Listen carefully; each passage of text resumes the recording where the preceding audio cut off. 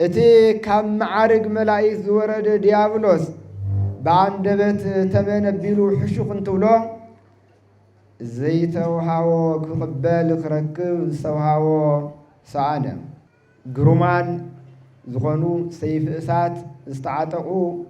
ملايت حلوتي عمت اللايب نمن نتا عدام قديف زوز فوتي زي خونس كيف توا منبار نايك الدوسان ملايت مجمريا حلواتهم أبينا نرخو لنا أوري زفترت معراف سلسته وصر عسران 4 سجانا فلوتيو جبر جبر كافتي قدموا التفترة 4 بحريات كم ماي كم مريت كم نفاس كم ساتيو نفسنا جن كوزي وصايا كمن እግዚአብሔር ካብ ዝፈልጦ አሞንጎ ናይ መላእክትን ናይ እግዚአብሔርን ሰማያት ዘላ ሰማይት አይትባል መላእክት በቁጥሮም 100 ነገድ እዮም ማን ይፈልጦም ዝፈጠሮም እግዚአብሔር ጥራህ ይፈልጦም ግን ክንደይ ዓለም ይነብሩ ፍጥረቶም ምሕላው አምርዳ አምሕጋዝ ክሳተፉ ዝገበረሉ ምክንያት በዚህ ምክንያት መላእክት ጸጋ ክበዝሕሎም በር እግዚአብሔር ናብ ሁሉ ምብጻሕ ተሳይንዎ ይሆነይ ሎት ስባት ናይ ተፈጥሮ አይምሮ ማለት ናብ መንፈሳዊ አይምሮ ክትበጽሕ ልሕግዝ እምበር እኹል ማለት አይሆነይ ናይ ተፈጥሮ አይምሮ ጠባይ እዚኦም ሁሉም ተሸነፉ ኃይልታት እዮም ለወደቁ ኃይልታት እዮም እቶም 99 ነገድ መላእክት ግን ናይ ህሊና ቃልስ ገይሮም ማለት በብዘለው ወጸኒዖም እስከ መዓዝ እስከ ፈጣሪዮም ርእሱል ገልጸሎም እግዚአብሔር ቀዲሙ ብርሃን መፍጣሩ ዳህራይ ጸልማት መምጹ መጨረሻና ጸልማት ምዃኑ ክፉእ ምዃኑ እዩ ፍጻመና ክፉእ ምዃኑ ይበልና ነርና ግን ሎቱ ስብሐት እግዚአብሔር ቆመይ ገበረን መጀመሪያ ጸልማት ፈጠረ ዳህራይ ድማ ብርሃን ከተለ ለምንታይ ፍላይ አው ዝሕዚ ናትና ቃል ይሆነይ ካሎት እዮም ለሸክሙና ለለው ሰብ ስራሕ ይድልዮን ሰብ ጻዕር ጋዕረ ይድልዮን ሓደ ጊዜ ጎይታ መከራ ተቀበሉሉ እዩ መንበለ ንዋረድ ክንጠሚ ክንጸምእ ክንዓርቕ ክንስደድ ጎይታ ዘአዘዘና ዳህራይ ምንት ክንለብስ እዩ ሁሉ ነገር ይገብረሉ ቅዱሳን መላእክት ዓበይቲ ሕዋትና ስለዝኾኑ ላብአቶም ንዓቢ ንኡሳት ሕዋቶም ስለዝኾንና ነዚዮም ልንከባኸውና ሚካኤል ይባሃል ነብይ ሄኖክ ታይድለና ኣሎ ሚካኤል አሃዱ መላእክት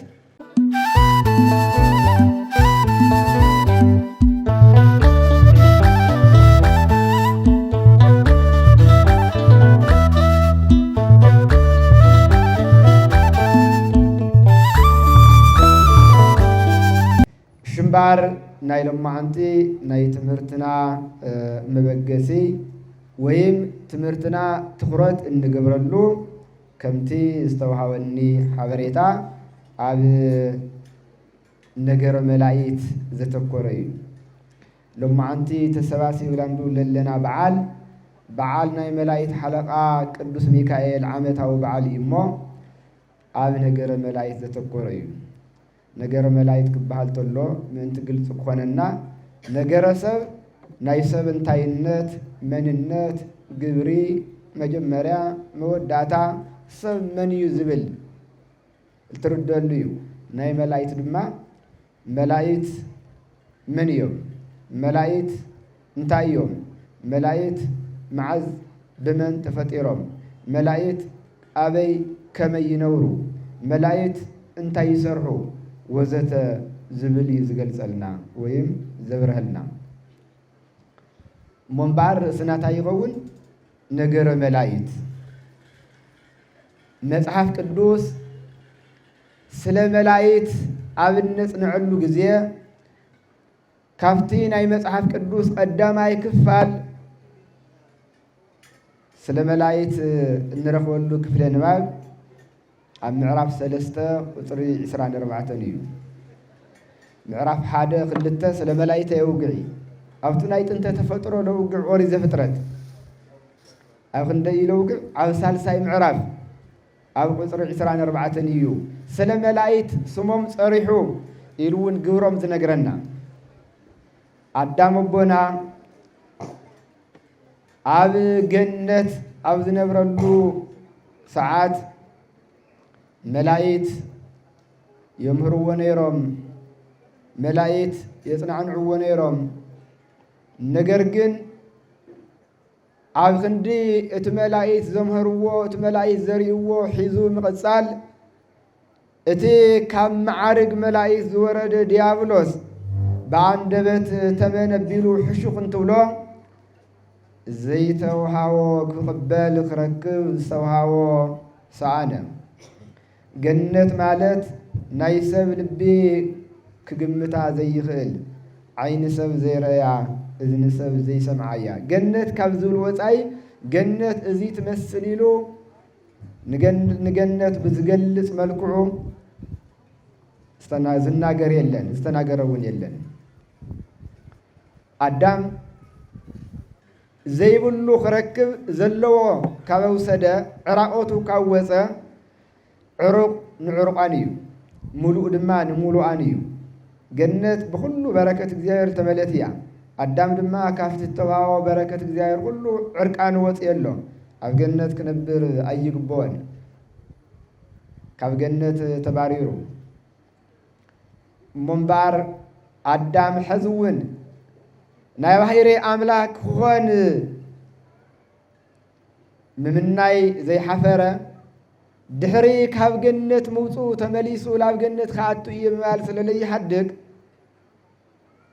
ግሩማን ዝኾኑ ሰይፍ እሳት ዝተዓጠቑ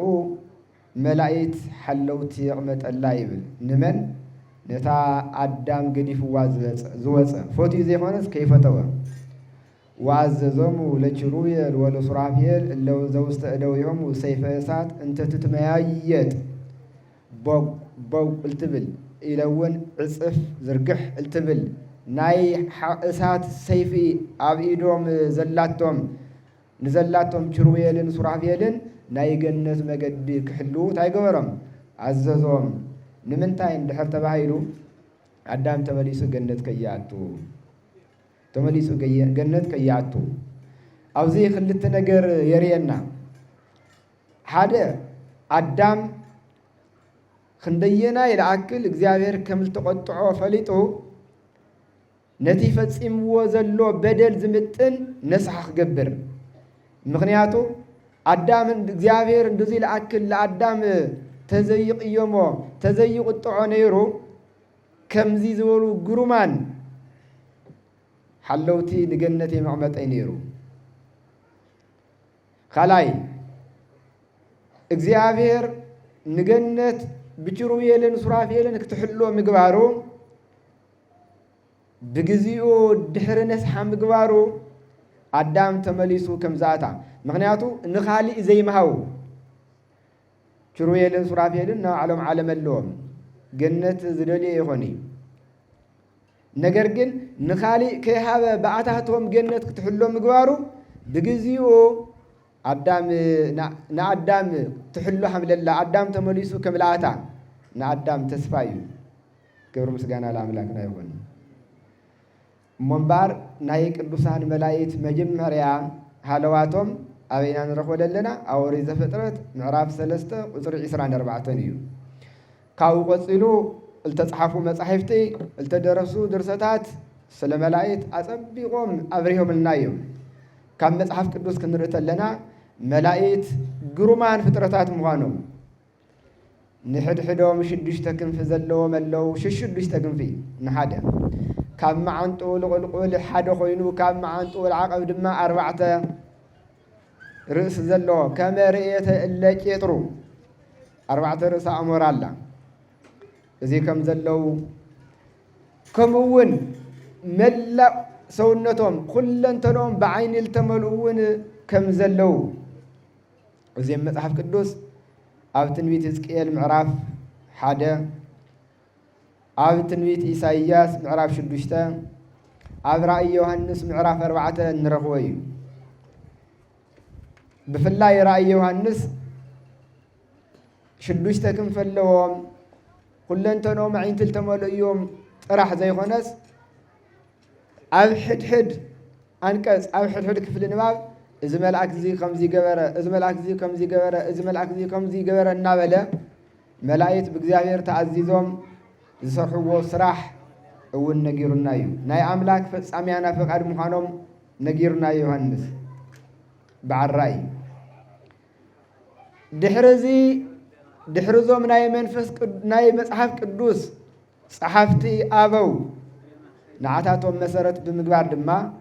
ብግዚኦም ዝተልዓሉ ሊቃውንቲ እግዚአብሔር መንፈስ ቅዱስ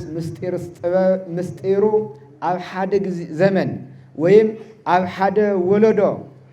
ኣፍስስ ሰቢሉ ጠጠወ ይበለን ጸጋ ዓዲልዎም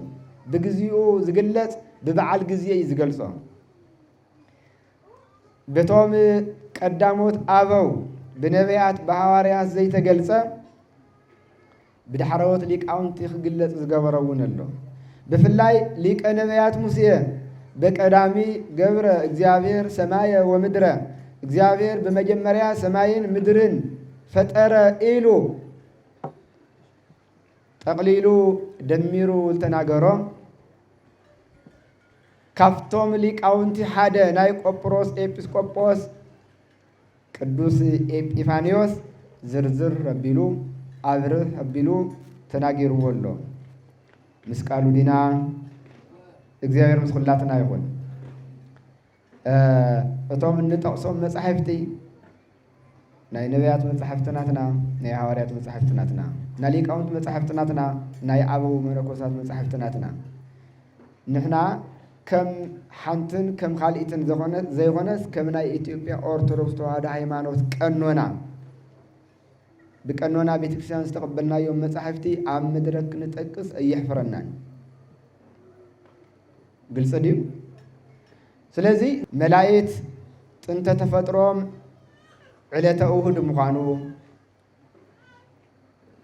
التفطر له عالم دماء أفتن لعلوات علامات أو سلست عالم أو عسرتك تمام مخانو استفطر له مغنيات ويم كم من تاي ترخيوم زبل دما እግዚአብሔር ከብዝ ፈልጦ መጻሕፍቲ መነጋገሪ መመሳጠሪ ደልዮም ካብ ነፋስ ካብ ሓዊ ካብ ብርሃን ይብሉ ነገር ግን ክገልጽዎ ለለየዎ ነገር ስለሌለ እምበር ድምር ጥቕልል ብዝበለ መልክዑ መላእክት ካበይ ተፈጢሮም ንዝብል ሕቶ እግዚአብሔር ጥራሕ ይፈልጦም መላእክት ጥራሕ ይኾኑን ኣብ አዳራሽ ስጋና ዕቆዋ ዘላ ምስጋና ተዋሂዳ ንስጋና ህይወት ኮይና ተንቀሳቅሶ ዘላ ነብስናውን እግዚአብሔር ከብዝ ፈልጦ ስጋና ፍሉጥ እዩ ግብር ግብር ካፍቲ ቀዲሙ ተፈጠረ አርባዕተ ባህሪያት ካብ ማይ ካብ መሬት ካብ ነፋስ ካብ እሳት እዩ ነብስና ግን ካብዚ ወጻያ ካመን እግዚአብሔር ከብዝ ፈልጦ መላእክቱን ቆሙ ስለዚህ መላእክት ካፍቶም ናይ መጀመሪያ ፍጥረት ሸውዓተ ፍጥረታት ናይ ዕለት እሁድ ፍጥረታት እዮም እግዚአብሔር ቀዲሙ አርባዕተ ባህሪያት ይፈጥር ካፍቶም አርባዕተ ባህሪያት ካፍቲ ሓዊ ወዓዩ እና ገደፈ ካብ ብርሃኑ ሸውዓተ ሰማያት ይሰርሕ ካፍቶም ሸውዓተ ሰማያት ድማ ሰለስተ ናይ ክብሩ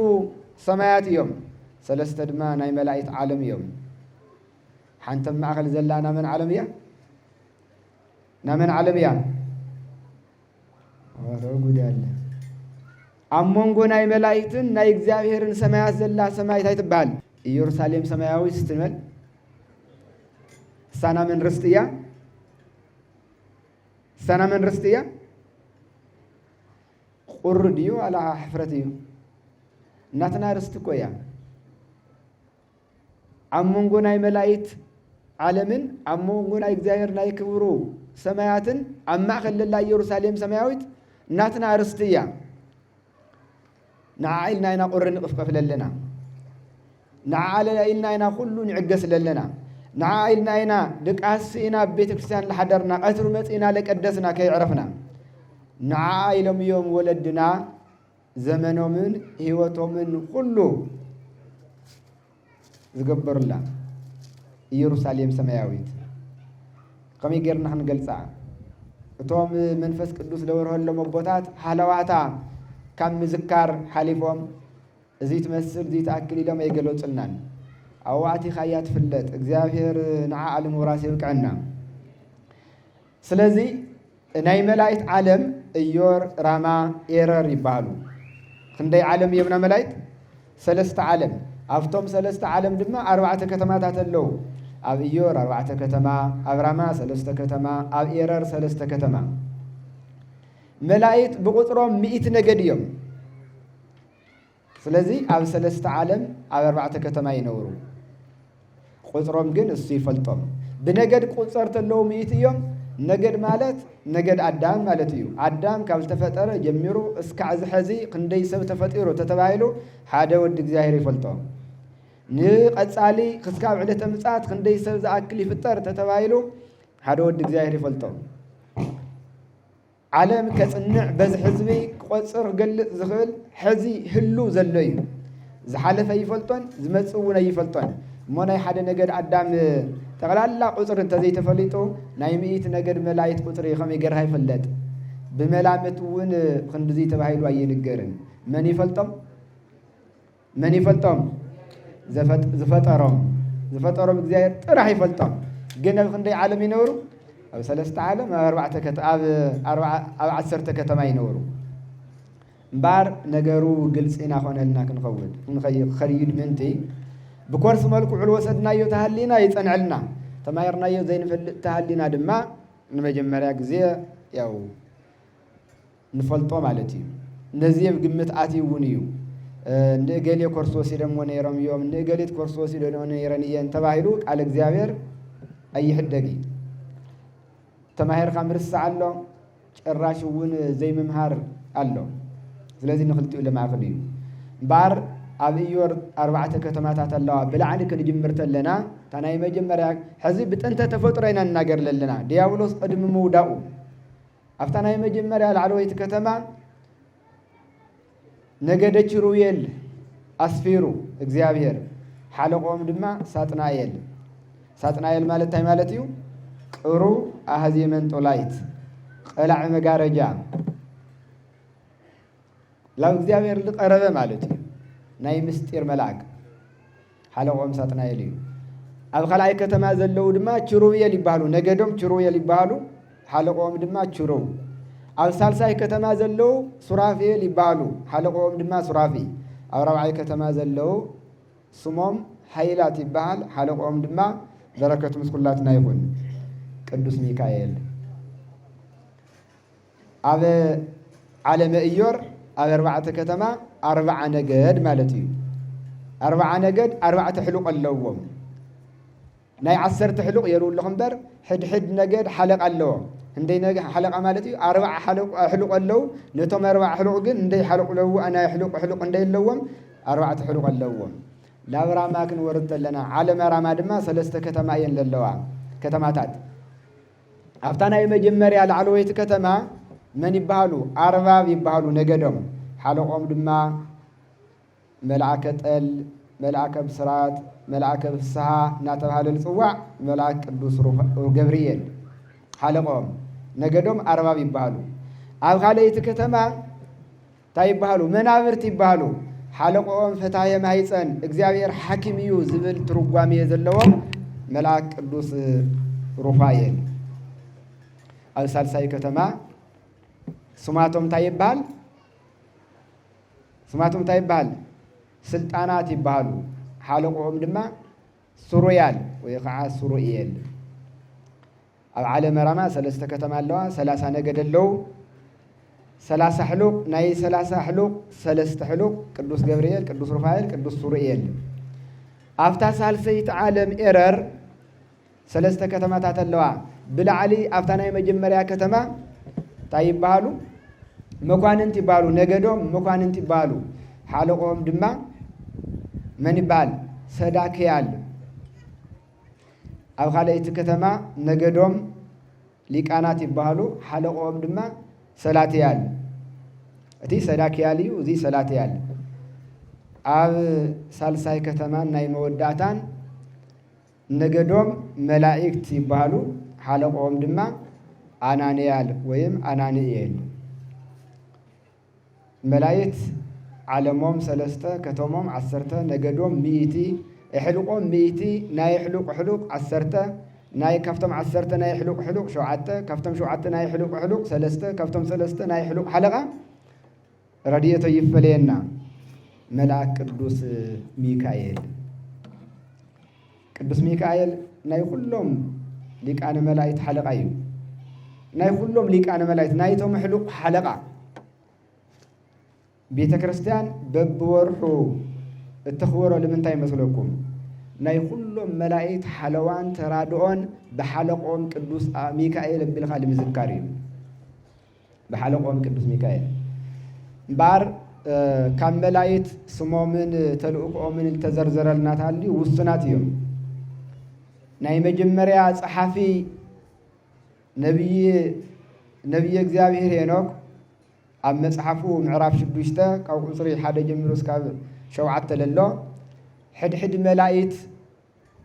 ላብ 7 ልኾኑ መላእክት እገሌ ዝዩ እገሌ ዝዩ እገሌ ዝዩ ይብለና الملاك قدوس ميكائيل وقصر حموش تكبس احتلو تايلبن ميكائيل أهدو من قدوسان ملايت قدوسان كافتوم قدوسان ملايت حدا منيو أو دمرت للناين مثلي قدوس ميكائيل يلبحالي ميكائيل يلبحالي نبي هنوك تايدل لنا له ميكائيل أهدو ملايت قدوسان ملايت نايسمهم قصل قدوسان يمبالو قدوس ميكائيل يلبال لمن تاي قدوس مالت كور صنوع نصوح فولي مالتي حدا سب نبعلو لخوانا سم قصل تعلمو الساقة دفقة تصوعها لملكته عاكال دحري عفلو تمهاو مالتي قبنيو قلت ديو ቅዱሳን መላእክት ድማ ቅዱስ ቅዱስ ቅዱስ ኢሎም ካብለ መስገኑ ልድሓር እዚ ስሩሖም እሞ ናይ ስሩሖም ዝገልጽ ቅጽል ስም እዩ ስለዚ ቅዱስ ሚካኤል ይልበሃል እስመ በዲበ ሰናይቱ ለሰብ ተዓዛዚ እግዚአብሔር ኣብ ልዕሊ ቸር ፍጥረቱ ኣብ ልዕሊ ደቂ ሰባት ኣብ ዝገብሮ ናይ ቸርነቱ ስራሕ ቅዱስ ሚካኤል ታዩ ንሰባት ተዓዛዚ እዩ እግዚአብሔር بركات يمجب بجزف ونيمجب بجزف عم تنري لنا صحي من مللاس نفاسات من فاس مايات مفساسي بركات دماء زي نريو تحلوا تي نتنفسون صهاير أي نريون كوتاس خنديلنا كنزرزرو እግዚአብሔር አምላክ አፍቲ ሐጋዝን መማኸርን ዘየድልዮ መጋብነቱ መላእክት ንበረከት ንጸጋ ማለት ንዑኡ ተላኢኾም ንዓና ተራዲዮም ሓልዮም ጸጋ ብልዕሊ ጸጋ ክረኹ እግዚአብሔር ፈቂድሎም እግዚአብሔር ሐጋዝ ዘድልዮ ይኾነ ኣብ ዓለም ለሎ ንጉስ በይኑ ኣብ ቤት መንግስት ተቐሚጡ ሃገር ክመርሕ ጸጥታከ ሕልዋ ይኽእሊ ስለዚህ ታየድልዎ ማለት እዩ ኣብ ሕድሕድ ቢሮውን ናይ ቢሮ ሓለፍቲ ላዕለወትን ታሕተወትን ኣብ ጸጥታውን ላዕለወትን ታሕተወትን ኣዘዝትን ተኣዘዝትን ናይ ጸጥታ ኣካላት የድልዎ እግዚአብሔር ንመላእክት ኣፍቲ መግቦቱ ክሳተፉ ፍጥረቶም ምሕላው ኣብ ምርዳእ ኣብ ምሕጋዝ ክሳተፉ ዝገበረሉ ምክንያት በዚህ ምክንያት መላእክት ጸጋ ክበዝሕሎም እምበር እግዚአብሔር ናብ ኩሉ ምብጻሕ ተሳኢንዎ ይኾነ ሎት ስብሐት ስለዚህ ቅዱስ ሚካኤል ኣብ ልዕልቲ ናይ እግዚአብሔር ናይ ጽቡቕነቱ ስራሕ ፍጥረቱ ምምጋብ ምሕላው ቅዱስ ሚካኤል ታዩ ንሰብ ተኣዛዚ እዩ ብእግዚአብሔር ተኣዚዙ ናብ ሰባት ምሕረት ሰላም ካብ ሰባት ድማ መስዋዕቲ ጸሎት ሒዙ ያርግ كلهم ملائكة كمو مالتي ملائكة مصحف كفالية معرف 3 أو قطر 3 كم نقرنا أو خلته يخفلهم ناي مسجانا ملائكة ناي حلوة ملائكة بموال أو عالم ناي سرح خفف الكم زلوا أم ملائكة ناي سرح خفف لله بدمر كنا قرت له ناي مسجانا ناي حلوان جن توم زمسجنا يحلون توم زحلوا يمسجنون مالتي خني زوم عبيتي ملائكتي خلت وجن يوم يبل ناي مسجنا ناي حلوان حلوت ملائكة كبهالت له فترة كله لحلو مالتي بفلايا بتحت الصحايا بالعلم درزل له يتحلوا على اليوم نزي دما كابز فريس كعز دقيقة كابز قربس كعز رحقة علوت ملايت اللو إذا كله من تمني تتوايلس من تود سبيو أو تحت صحايا بالعلم مدري بجزال وعلو فترة يلن سب الإجزافير قالي فترة دما لسب مسكالو دينا سب من الإجزافير قالي فترة نسب ስለዚህ መላእክት ንኻሊ ፍጥረት ሓልዮም ተንካኺዎም ማለትሲ በተዘዋዋሪ ንመን እዩ ንዓና ደቀ ሰባት እዩ ብቀጥታ ንዓና ይሕልውና ንሕና ንእንመሃረሉ ንእንምገበው ንእንግልገለሉ እግዚአብሔር ካህሊነቱ ንእነድንቀሉ ነገር በሙሉ ድማ ፍጥረት ሁሉ መላእክት ይገብሩ ይሕልውዎ ስለዚህ መላእክት ሓለውትና እዮም ملايت حبحبتنا يوم بار ملايت كافتوم شوعت ناي علة أود فترة حدا كونو تلو ملايت إجزافير على عالمهم فتيرو هسانات فتورو تلو هيو تلو جن فتصوم يخوني دحاري لعبي ويقع دك سوات قدمي بهايمانوت ممانا بهايمانوت منيات قدمي زوهبنا منفسوا أيمرو ناي تفطروا أيمرو البحل اليوم ناي تفطروا أيمرو نود سب كتانا بزاير كبك عد من قصة سمايات مبراس كبك عيو تبعيلو أي حسبن جن مبقسيو إجزافير ناي سبات ناي زلالما وعصوم بزي خفليت خون أي حدقن أي فقدن وإلهاكوك زين ولسنات كما يكون سناتيك زين ولفدع واقعها بزي خفليت كي يخون بزي سنات حدقك كان ماريساك سب تمجمريا لقبلو تمجمريا لوها وصقا بالእግዚአብሔር ልጋስነትዩ እትዳሕራይ ልوها ወصقا ግን ባዕሉ ምክንያት ኮይኑ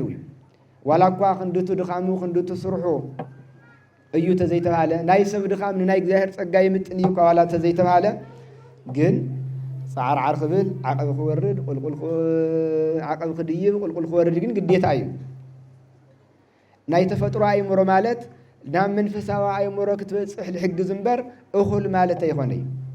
ናይ ተፈጥሮ አይምሮ ጠባይ በአይምሮ ጠባይ ጸኒዕኻ ተተረኺብኻ መንፈሳዊ አይምሮ ተወሳኺ ይዋሃበካ አይምሮ ጠባይ ሕማቅን ጽቡቕን ያትፈልይ ምስ ስነ ፍጥረት ያትራኸብ ምስ መንፈስ ቅዱስ በቀጥታ ይትራኸብ መንፈሳዊ አይምሮ ግን በቀጥታ ምስ ማን ያተራኸበካ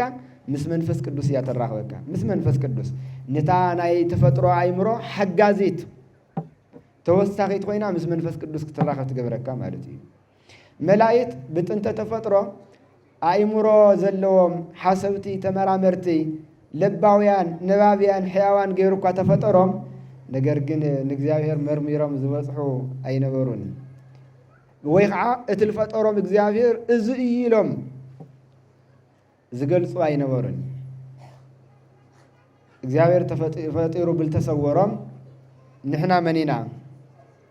من خمسيننا لمن تايخة تفتيرنا إلهم أما جرشا كم تنفلطو تدفار تي بالعالي ناي ملايت حلق أخوين التفتر التقمت ديابلوس بالعالي ناي مخانو طرح حسيو نتم بتحتي للو أنا فتيركم لبلك يمسا أنا فتيركم قولوا ميلو حسيوي قارين أنا فتيركم ميلوهم بزي أدم تقصيعو بزي ونا يتعرمن ملائكة الناقعو እግዚአብሔር አምላክ بفلاي ቅዱስ ገብርኤል ንቁም በበህላወይነ እስከንረኮ ለፈጣሪና እስካል ግለጸልና በበዘለና ይንቁም ኢሉ ብለረጋግዖም መላእክት አስተዋጽኦ ገይሮም ተወሳኺ ጸጋ ንኽረኽቡ እግዚአብሔር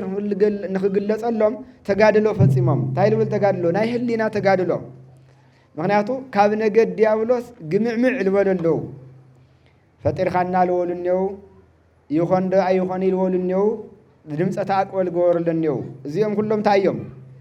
እዚኦም ሁሉም ተሸነፉ ኃይልታት እዮም ለወደቁ ኃይልታት እዮም እቶም ተይስዓንት ሸዓተ ነገድ መላእክት ግን ናይ ህሊና ቃልስ ገይሮም ማለት በብዘለው ወጸኒዖም እስካ መዓዝ እስካዕ ፈጣሪኦም ርእሱ ልገልጸሎም ኣብ መወዳእታ እግዚኣብሔር እዚ ስሑት ፍጥረት ስሒቱ ከየስሕቶም ኢሉ ብምስራቅ ወገን ናይ ብርሃን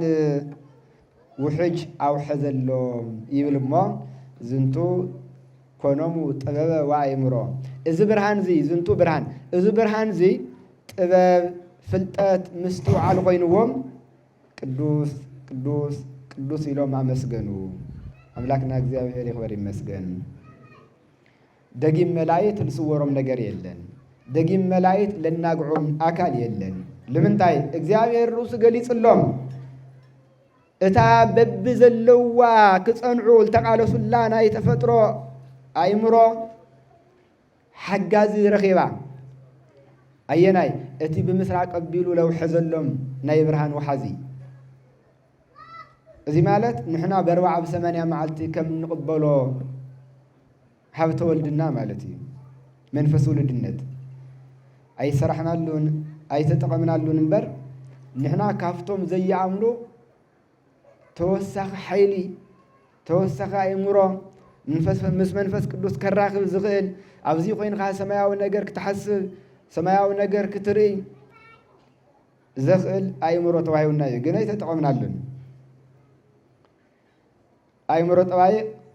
ንዝኣምን ይኹን ንዘይኣምን ናይ ተፈጥሮ ውህብቶ እያ ንኹሉ እያ። መንፈሳዊ አእምሮ ግን ንዝተወለደ እያ። በ40 ብ80 መዓልቲ ካብ ማኅፀን ዮርዳኖስ ካብ ኣብራክ መንፈስ ቅዱስ ንዝተወለደ እግዚአብሔር ኣቦይ መንግስተ ሰማያት ርስተይ ቤተ ክርስቲያን ኣደይ ንዝበለ ጥራሕ እያ ትወሃብ። እሳ ድማ ብመጠን እያ ክትሰፍሕ እምበር እኽልቲ ኮይና ድሕር ተዋሂባትናማ ጻዕረ የድልየና ማለት ኮዩ። እዚ ዋጋናስ ብዘይ ክፍሊት ይኸውን ኣሎ ብዘይ ድኻም ይኸውን ኣሎ ማለት እዩ። እግዚአብሔር ዋጋና ብዘይ ክፍሊት ክኾን ኣይሓደገናን መበገሲ ይሁና እሱ ድማ ብለጋስነቱ እዩ። ብኡ ተበጊስና እቲ ደገኛ ዋጋና ክንረክብ ግን እናትና ጻዕሪ እናትና ታዩ ድኻም ይሓትት። አምላክና እግዚአብሔር ትልተዋበልና ጸጋ መበገሲ ገይርና ናፍቲ ልተዳለወልና ክብር ንምብጻሕ ሕዝቡን ናይ ቅዱሳን መላእክት ተራድኦ ኣይፍለየልና እምበር ቅዱሳን መላእክት ተፈጥሮም ካብዚ ዘይበሃል እንትኸውን ኣካሎም ረቂቕ እዩ። ብጣዕሚ ኣካሎም ረቂቕ እዩ። ኣብ ዓለም ረቂቕት እንብሎም ነገራት እኒአው። ሓዊ ረቂቕ እዩ፣ ብዓይኒ ይርአ እዩ፣ ብኢድ ግን ኣይድህሰስን። ነፋስ ረቂቕ እዩ፣ ብእዝኒ ይስማዕ እዩ፣ ነገር ግን ኣይርአን። ነብስና ረቃቕ እያ፣ ካብ ነፋስ ብጣዕሚ ዝረቐቐት እያ። ምክንያቱ ነፋስ ገዛ ዓፂኻ ይኣቱን ዝኾነ መንደቕ ዝኾነ ዳግየት ይኽልኽሎ። ነብስና ግን እዚ ኩሉ ኣይኽልኽላን። ናይ ሓደ ሰብ ነብሲ ካብ ስጋኣ ወፂኣ ከይትኸይድ ብኻሊእ ብማዕጾ ብኻሊእ እሞ ይቐረብ መንደቕ ብመንደቕ ገዛ እኳ ተልስራሕ ነብሲ መውፀኢ ትስእንን ኣብ ገዛ ተዓፂያ ይትቐርን። ኔና ድና እግዚአብሔር ምስ ኩላትና ይኹን። ካብ ሓዊ ነፋስ ይረቅቕ፣ ካብ ነፋስ ድማ ነብስና ትረቅቕ፣ ካብ ነብስና ድማ መላእክት ይረቁ። መላእክት ብጣዕሚ እዮም ረቀቕቲ። መላእክት ረቀቕቲ ካብ ምዃኖም እንተለዓለ ልነብስና እንታይ ይገብርዋ? ኣብ ኢዶም ኣብ ሕቑፎም ሒዘምዋ ይኸዱ።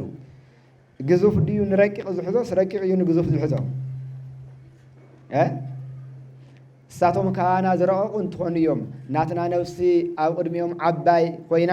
ግዝፍቲ ኮይና ልሕዝዋ ለለዉ። ካብ መላእክት ድማ ስላሴ ይረቁ። ካብ መላእክት ጥራሕ ይኾነ ካብ ህሊና መላእክት ስላሴ ይረቁ። መላእክት ካብ ርቀቶም ዝተለዓለ ወሃለፈ መልአክ በመልአክ በቲ ሓደ መልአክ ሓሊፉ ይኸይድ። እዚ ከይገርመና ምንቲ ኣብ ዓለም ረቀቕቲ እንብሎም ነገራት እኒአው። ብርሃን፣ ሙቆት፣ ነፋስ እዚኦም ኣብ ሓደ ዓለም ኣለዉ፣ ኣብ ሓደ ግዜ ይርከቡ። ነገር ግን ኣካላውያን ማለት ናብ ባዕሎም ቦታ ልሓዙ እዮም። ኣሕልፈኒ ኣይባሱን። ግልጽ ድዩ? ኣይባሱን ረቀቕቲ እዮም። ግን መላእክት ካብ ርቀቶም እንተለዓለስ እቲ ሓደ መልአክ በቲ ሓደ መልአክ ሓሊፉ ይኸይድ እምበር መጽሓፍ ብፍላይ መቃብያን እንታይ ይብል? ወሰወያ ይኮትኮ ለዘፈጠረከ እምነፋስ ወነድ ፈጠረ ህየንቴከ እማይ ወእመሬት። ነቲ ካብ ነፋሲ ካብ ሓዊ ዝፈጠረካ ስለ ዘየመስገንካዮ ኣብ ክንዳኻ ካብ ማይ ካብ መሬት ይፈጠረ ይብል። እዚ ማለቱ እንታይ ይመስለና? بكتا زي لرينا للو قدوسان ملائكة سقاويانن دماويانن زي مخانم يوم ماي مريت تايو مريت سقايو ماي ختايو ماي لدميو سلازي ابن فاس وند إلو ماي مريت ليموالو سقاويان دماويان زي مخانم يلقلصنا للو ابن فاس وند ما نو تخا نفاسي حويس كاربعة باهريات آكل 4 باهريات انديوم امبار نفاسي حوي مالتون نوعلو مجلس نوعلو مغنيات اللو نفاس كم نفلطو تايو ركيو فتان ونيو حوون ركيو برهانيو ملائكة كم نفاس فتانات كم حوي بروهات لمالت زي خوينو كاب نفاسي كاب تحوي تفتيرو مالت يخوني ملائكة بتعمي فتنتهم زي الغاي يعقني نفاس كاب نفاس يفتنيو حقي اب امريكا ببغزيو زلعال نفاس سمي هو ببغزيو كاب زلعالنا كافت حدق زلتن على حدق زلتن على فطنته حق يوسخ كعقن واتتلو فطنته يوسخ فتان زبحال نفاس تحليو بتعمي غياي لبحال نفاس تحليس ملائكه كاوش غزي يفطنو ቅዱስ ጴጥሮስ ናምላክና መርሐይና ኢየሱስ ክርስቶስ ስለና መላእክት ነገር ተፈጥሮ ጠይቁዎ ነይሩ አብራሃር ይሉ እትናበልና ይሉ መጻናዩ አመጨረሻ ለወለት አልዩ መላእክት በጣም ረቀቅትን ፈጣናትን መሆኑ ማብል ገልጸሉ አብ ምዕራፍ 7 ቁጥር 7 ጀምሮ ወሰው ይወርዱ መላእክት ዲበ ምድር አልወሙ ድምጽ ቅዱስ ያሬድውን ደጊሙ ወለው አብናይ ትጓን መላእክት 40 እንስሳ ምልጣን ደጊሙ ወለው ቅዱስ ያሬድውን መላእክት ናምድ ካብ ሰማይ ናምድ ወርድተለው አልወሙ ድምጽ ዝባል ይሁሉምን ወይ ሰማ ድምጽ ከነፍየሙ ናይ ክንፎም ምንቅስቃስ አይስማዕን ዋሎ አሰር ለመቂያዳት እገሪሆሙ ነቲ ናይ እግሮም ምርጋጽውን ምልክት ይውልን እና ለረገጽናየው ሕድሕድ በትዘእተናየው ጫማ ልክ ጫማ ቆተ ዘይቲና ናይ ጻብዕትና ቀርጸሉ ሐቂ መላእክትኩም ዝባል ምልክት ይውሉምን ወይ ቀል ርጾቶም እምነፋሳት እቲ ፍጥነቶም ድማ ካብ ነፋሳት ታይ ጣዕሚ በዛ የደመልኩ ይፈጥን ካብ ነፋሳት ማለት እዩ ነገር ግን ከም ዚድናለው ወይፊንወሙ ለመስጢረ መልእክቱ ወፊንወሙ ለመስጢረ መልእክት ናይ መስጢረ መልእክት ለምፍጻም ድማ እልኡኾም ይብል ናይ እግዚአብሔር ናይ መስጢሩ መልእክት እዩ እግዚአብሔር ዓለም ምሕዳር እኮ ምስጢር እዩ ሰው እኮ መርምሮ ይበጽሐን አይረክበን እኮ እግዚአብሔር መንፈስ ይሞ ምሕዳሩን ረቂቅ መንፈሳዊ ናበሐቂ ነቲ ብርቀት ዝምግዎ መግወት ነቲ ብርቀት ዘመሕድሮ ምሕደራ ለምፍጻም መላእክት ንመላእክት ይልኡኾም ይብል ንስመጻውዑ ክብር ምስጋና ይኹን ስለዚህ መላእክት በጣም ዝረቀቁ እዮም በጣም ማለት እዩ መላእክት በጣም ክንሪዮ ዝግበና ማለት እዩ መላእክት መጀመሪያ በአርሞ እዮም ተፈጢሮም እቲ ለመላእክት ተወሃበ ለወሓዘ ብርሃን ግን በነቢይ ተፈጢሩ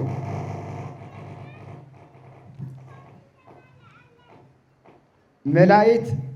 ምስቶም ሽዱሽተ ፍጥረታት መበል ሸውዓይ በዓለም ኮይኖም በአርሞ ተፈጢሮም ዳሕራይ ሻምናይ ኮይኑ ተፈጠረ ብርሃን ግን በንግግር ተፈጢሩ በንባብ ማለት እዩ ለምንታይ ይኸውን ጸልማት ቅድሚ ብርሃን ተፈጢሩ ቅድሚ ብርሃን ጸልማት ምፍጣሩ እግዚአብሔር ቅድሚ ጸልማት ብርሃን ፈጢሩ ዳሕራይ ጸልማት ተልፈጠር ነይሩ ታይክ ባል ነይር መስለኩም ኸሚልና ኳ ውራት ንወር ለና ይላት ባል ኸልቢ ኸሚልና ኳ ዓለም ገላዊጥናዮ ለዋዊጥናዮ እግዚአብሔር ቀዲሙ ብርሃን ምፍጣሩ ዳሕራይ ጸልማት መምጹ መጨረሻና ጸልማት መሆኑ ክፉእ መሆኑ እዩ ፍጻመና ክፉእ መሆኑ ይበልና ነርና ግን ሎቱ ስብሐት እግዚአብሔር ቆመ ይገበረን መጀመሪያ ጸልማት ፈጠረ ዳሕራይ ድማ ብርሃን ከተለ ለምንታይ ለዋናስት ንምጻ እቲ ዘለና የዓለም ቋሚ አይሆነን ሓላፍን ጠፋን ዓለም እዩ መጀመሪያ ለምንታይ እግዚአብሔር ሓላፍን ጠፋን ዓለም አውሪስና መጨረሻና ቋሚን ዘላለማውን ዓለም ክንቅበል ምንት እዩ ሱጥራ አይሆነን እግዚአብሔር ለምንታይ ብና መንእሰይ ህይወት እትግለጽ ሕግ ኦሪት ተቀዲሙ ሰሪዑ بناي شماغل هيوت تقلت حق وانجل لمنتاي ختيلو قواميت لمنتاي دحيرو زبلت نجر زحش نجر أدحيرخا مهاب أختيلخا ممتع نجزاهير لمادويو እግዚአብሔር ንምንታይ ኣብዚ ህይወት ስጋና እዚ መከራክን ዕገስ ንምንታይ ኣዚዙና መጨረሻ ዕረፍቲ ስለለቕመጠልና ንሕና ግን ገላዊትና ኢና ብፍላይ ኣብዚ ሕዚ ናትና ቃል ይኾነይ ካልኦት እዮም ለሸክሙና ለለው ሰብ ስራሕ የድልዮን ሰብ ፃዕሪ ጋዕረ የድልዮን ሓደ ግዜ ጎይታ መከራ ተቐቢሉሉ እዩ መንበለ መከራ አልተቀበለልና እንዲዩ መስቀለ ሞተይ ተሸኪሙ ዘይተኸተለኒ ናተይ አገልጋል ክኸውን ይኽእል ይበለ መንዲ የስሪዩ መጀመሪያ መከራ ክንቅበል ለአዘዘና ዳሕራይ ምንት ክንዓርፍ እዩ ክንዋረድ ክንጠሚ ክንጸምእ ክንዓርቕ ክንስደድ ጎይታ ዘአዘዘና ዳሕራይ ምንት ክንለብስ እዩ ዳሕራይ ምንት ክንኸብር እዩ እግዚአብሔር ቆመ ይገብሪ حسار قدمو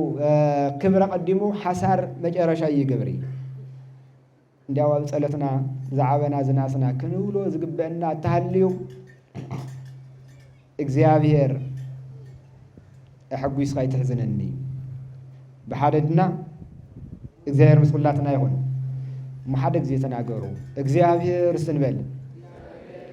احغو يسقا اي تحزنني بولو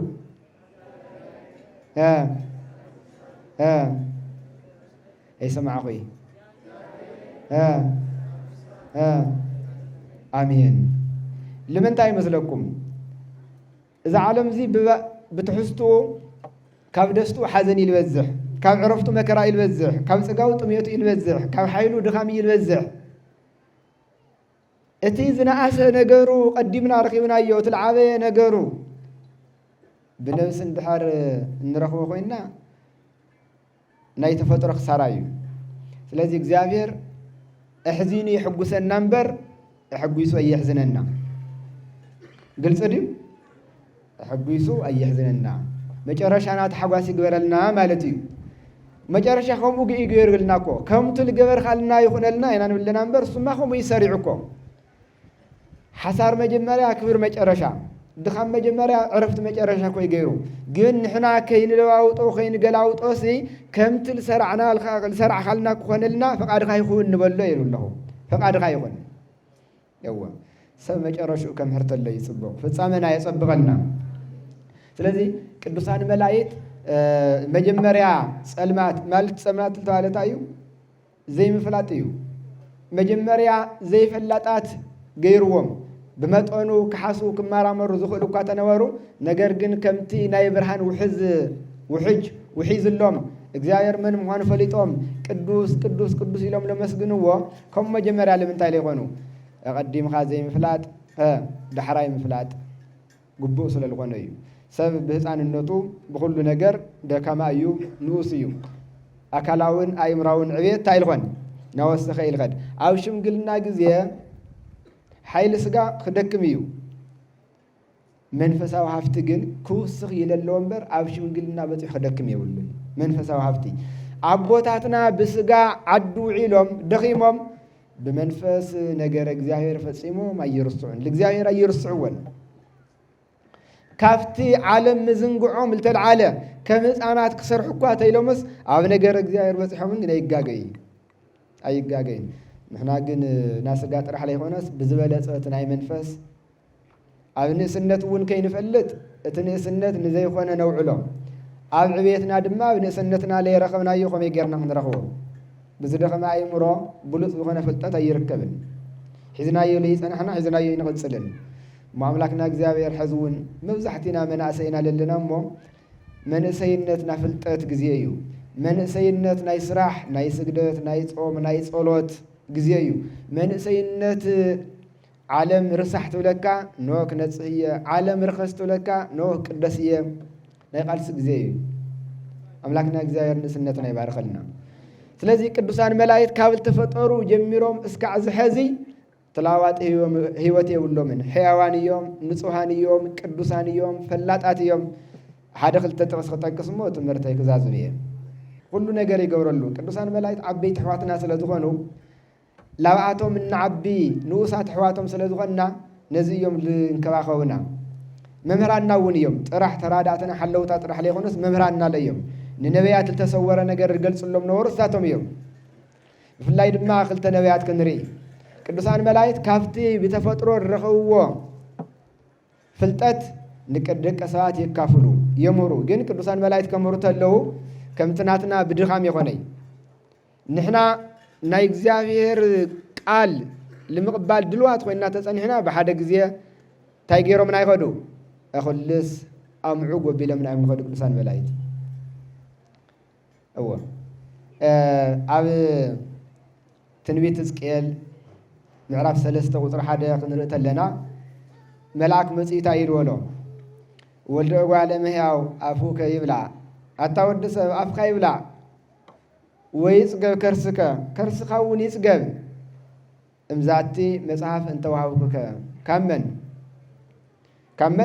كافتا زهاوخا مصحف بتقللتا انكازيا بالعيا خلصاو حتى يلو كافتا زهاوخا مصحف تايغبر افخا يبلع خبدخا دما يملا ولا يكوا وكنتني كما معر طومه وصافيه عافي كم معر طعمتي يخنتني ነገር እግዚአብሔር ከምፍላጥ ጥዕም ነገር አለዲዩ ምስጢር እግዚአብሔር ከምርዳ ደስ ዘብል ነገር አለዲዩ የለን ግን ክትፈልጦ ተለኻ ደስ ይብለካ በተግባር ገልጾ በህይወት ከነውረሉ ክትብል ተለኻ ግን ምረተለው ንምንታይ አፍቲ ምስናይ እግዚአብሔር ምስጢር ምስናይ እግዚአብሔር ነገር ዘይዛመድ ዓለም ይኻለለኻሞ ምረካዩ ስኻ በተግባር በዘይ ምግላጽካ ተረዲኻ በህይወት በዘይ መንባርካ በፍላይ ድማ ካልኦት ካብ ምፍላጡ ይኹን ካብ ምንባሩ ወፃ ኮይኖም ክትርተለኻ ጥበበኛ ሰሎሞን ታይ ይብል ዘአፈድፈድ አይምሮ ያፈደፍድ ሐሚመ ፍልጠት ለብዝሐሰብ ብትፍልጠቱ ልክ ይሐዝን ለምንታይ ሰብ በከንቱ ክነብር ተሎ ሰብ ንከንቱ ክግዛእ ተሎ በጣም ተሐዝን التطوعን ዝነብሮን ከተነጻጸር ተለኻ በጣም محزن ኮይኑ محزن እዩ ፍልጠት رديت ለብዝሐሰብ نحمم ይል ነበር ግን ተሕማሙ ዋጋ አለው እዩ ድንግል ማርያም ጸጋል ተተረፈረፈላ በረከት ተመለአት ከም ምዃን አልተልዓለ ናዛ ዓለም ዘይዋላ ሓንቲ ዘሕስዋ ነገር ተዘይሃለወ መንፈሳዊ ሁከት ግን ነርዋ ቅዱሳን ወለድና በመንፈስ ሙሉአት ኮይኖም ናይ ዓለም ከንቱነት ክሪኡ ተለው ግን በጣም ይሐዝኑ እና አፈይ ጥዒማትኒ ይብሉ ኣብ ኸውድ ግን መራርያ ነቢይ ሕዝቅኤል ለምንታይ ተመላከም ሄርዎ መምር ስለዘይ ነበረ ዲዩ ሰብ መሰረቱ መስብ እናሃለው ካብ ሰብ ይልማር ሰብ ካብ ሰብ ተዘይ ተማሂሩ ሓሊፉ ካብ መላክ ማህረ ይኽእልን ካብ ሰብ ተማሂሩ ተልተማሃሮ ተግቢሩ በህይወት ገሊጹ ነይሩ ናብ ንጽሐ ስጋ ክበጽሕ ተለ ግን ኣብ ንጽሐ ነፍሲ ተሻጊሩ ድማ ካብ መላክ ማህረ ይኽእል ወይ ቃስ ካብ ሰውኛን ካብ ማእኸል ሰብን ወጽኡ ይከተሎ መላእክት ሰባት ኮይኖም ሰባት ተኪኦም ከምህርዎ ከጽናዕንዕዎ ይኽእሉ ምሰብ እናሃለወ ግን መላክ ከምህሮ ይኽእልን ካብ ሰብ ከይተማሃረ ግን መላክ ከምህሮ ይኽእልን ነቢይ ሕዝቅኤል ባር ካብ ህዝቡ ፍሊሉ ስለ ህዝቡ በተደጋጋሚ ሱባኤ ዝሕዝን ነበረ ለሐዝን ለቁርቆል ነበረ ቦዩ ካብ ሰውኛ ወጽኡ ማለት እዩ እስራኤላውያን በሃይማኖት ምስ ዘይመስልዎም ክዋሰው ተለው ናይ ሰብ ሓረጎት ክረኹ ጉንብሕ ጥልዕ ክብሉ ተለው እሱ ግን ስለ ዓዱ ኢየሩሳሌምን ስለ ህዝቡ እስራኤልን ይሐዝን ይበክ ነይሩ ካብ ሰውኛ ወጽኡ ስለዚህ መልአክ መጽኡ አምሂርዎ ሞ አው ኮሌጅ ክናቱ ክንማር ተለና ናይ 3 ዓመት ናይ 4 5 ዓመት አለሎ መልአክ ግን ዓመታት ይኾነ ይልምድ በልኻ በሓደ ጊዜ ሁሉ ሰብ ይልካ ይልኻል እዚ ልህበካ ለሉ ድማ ካፍቲ እግዚአብሔር በምስራቅ ቀቢሉ ለውሐ ዘሎም ወሕጅሱ ጥበብ ምስተውዓል ዝኾነም ካብቲ ፍልጠት እዩ ሱጥራ ይኾነ ፍልጠቶም በብግዚኡ ፈቃድ እግዚአብሔር በመፍጻሞም ከም ፈቃድ እግዚአብሔር በመንባሮም እግዚአብሔር ብምስጋኖም መላእክት ከፍልጠት ናፍልጠት ካብርዲት ናብርዲት ታይናኾን እዮም ልኸዱ ንዓበይ እዮም ልኸዱ ስለዚህ ነብይ ሕዝቅኤል ከምዚ ገይሮም ሄርዎ ብልብላዕ ነገር ንዛ መጽሐፍ እዚኣ ወሓጣ ኢሉ ብልዕያ ኢሉ ንእዝራ ሱቱኤልስ እዝራ ሱቱኤል መጽሐፍ እዝራ ሱቱኤል ምዕራፍ 13 ካብ ቁፅሪ 38 ይቅርታ እስካብ 40 ኣሎ ከምዚ ይብል እዝራ ፍታሕ ኣፉከ እዝራ ኣፍኻ ክፈት ወስተይ ዘኣሰትየከ ዘስትየካ ስተ ወሶፈ ፍታሕኩ ኣፉየ መጠወኒ ጽዋ ዘምሉእ ማየ ዘህብሩ እሳተ ይመስል ኣፈይ ብልኸፈትኩ ጊዜ ሕብሩ ወይም ከለሩ ሓዊ ዝመስል ማይ ዝመልአ ዋንጫ ሃበኒ ወነሳይኩ ወሰተይኩ ወጎስዓ ልብየ ጥቀ ጥበበ ተቐቢለ ሰተኹ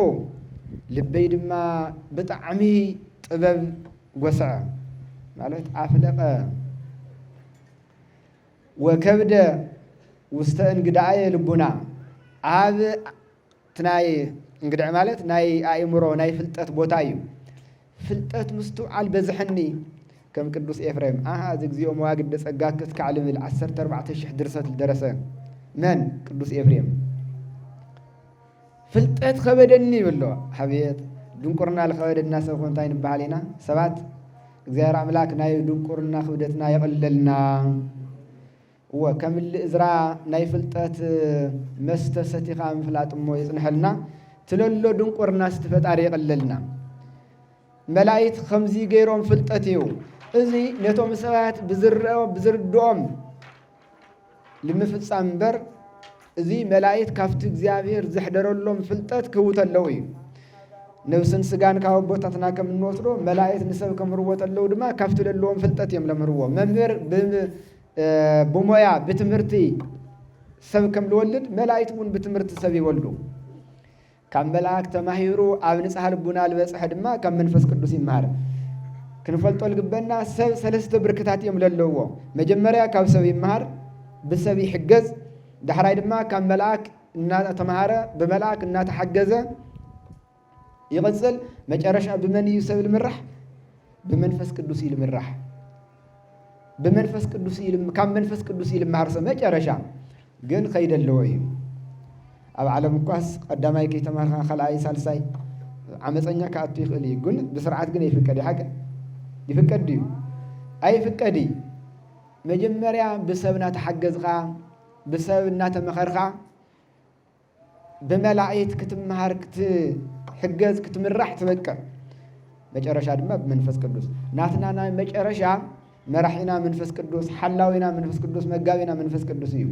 ሕዚ ኣፍቲ ፈታንን ፈተናን ዘለዎ ኣፍቱ ደካማ ናይ ድኻም ዓለም ኮይና በመላእክትና ተሐገዝና ኢና ለለና መጨረሻ ግን ፍጻመና ግን በመላእክት ይኾነ በመንፈስ ቅዱስ እዩ ኣብ ዓለም ነፍሲ ኣብ መንግስተ ሰማያት በመላእክት ይንሕገዝ